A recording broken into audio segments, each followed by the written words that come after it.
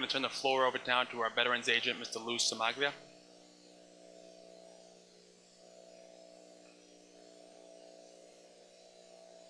Thank you, Mr. Moderator. I'd like to thank the Air Force 66 Security Forces for posting the colors out back there, and for the members of the Rolling Thunder for being here today. And I would also like to ask you all to turn attention to the back of the auditorium.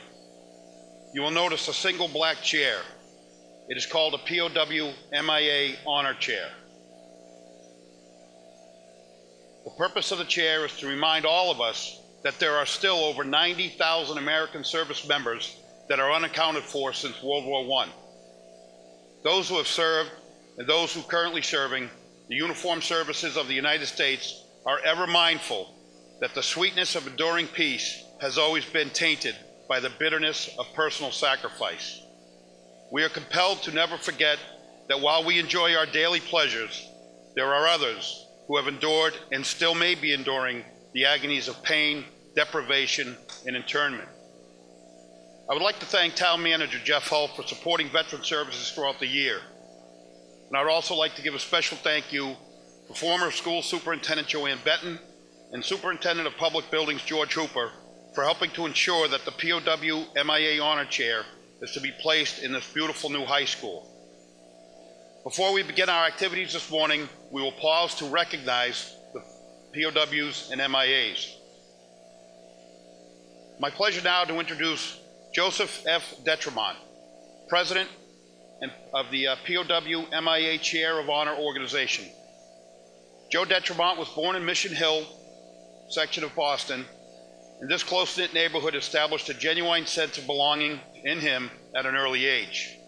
As president of Rolling Thunder, Inc., Mass Chapter, from 2009 to 2015, Joe was instrumental in placement of over 100 POW MIA honor chairs.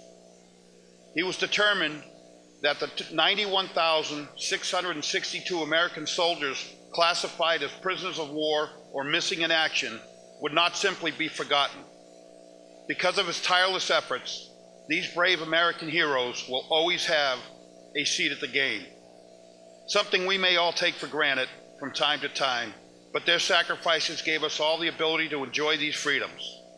Gillette Stadium, Boston Garden, and historic Fenway Park are three of the major league stadiums that were first in the nation to commit to honoring our mission with one empty seat, symbolic of the emptiness of all POW MIA families to endure for a lifetime. But Joe didn't stop there.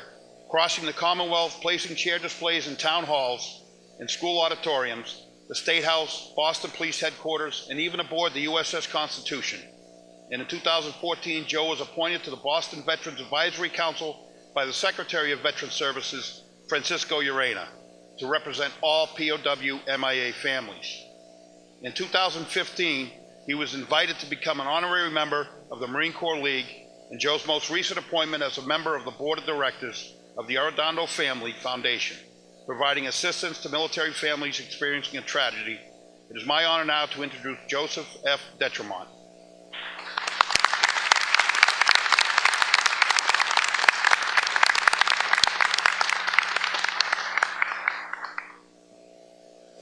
Thank you all very much. Thank you, Lou. We've got Lou to thank for this chair, along with one of your Wilmington residents, Bob D. Pasquale. Bob's up back. I'm just going to give a minute here while they post these colors.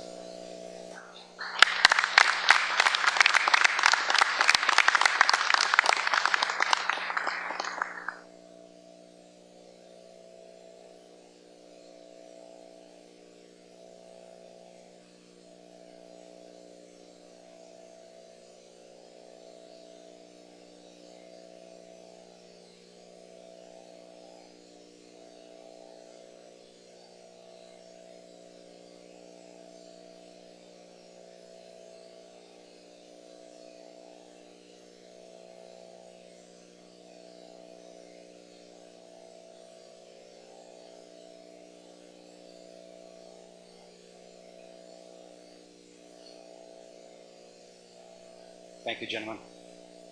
Once again, it's an honor to be here today.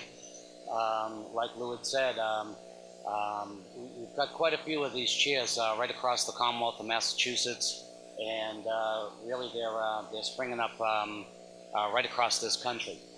I'd like to take a minute to recognize anyone here that's served in the United States military. I'd like to thank you for your service. If there's any Gold Star families here, I'd like to also thank you. I know right down in front here, we have a Gold Star wife who lost her husband in Vietnam. And it's war is it's a terrible thing. And there are a lot of prices to be paid. And not only do we have men and women coming back killed in action, but we've got, like Lou said, 91,662 servicemen and women that never come home, that their families have no idea where they are. And it's terrible. These days, if you can't get a hold of one of your kids in just half an hour, you're stressing out. I can't imagine the pain that these families feel, for decades, never knowing, and going to their own grave, never knowing what happened to their son or daughter. So that's what that chair represents. And there's no better place to put it than in a school. We've got to get our kids educated about the importance of the military and the importance of what the military does for this country. It's important, and as parents, each and every one of us, it's our responsibility to do that. But this chair being here in this high school will do that. Lou was saying that eventually they're going to have a plaque up there that explains what that is. And if you've got sons, daughters in this school, ask them if they've seen that, and ask them if they can explain that to you. And if they can't, then you need to explain it to them. So thank you all very much for having us here. I'd like to thank the members of Rolling Thunder that come out today. I was president, like Lou said, for 5-6 years, and I've started my own organization now, POWMIA.org, and I will continue to put these POWMIA chairs right across the Commonwealth in high schools, wherever they'll let me do it, So once again, it's an honor, and this is a beautiful school, and this is definitely, we've added 91,662 people to this room each and every time it's used. So please remember that, and God bless you all, and God bless America.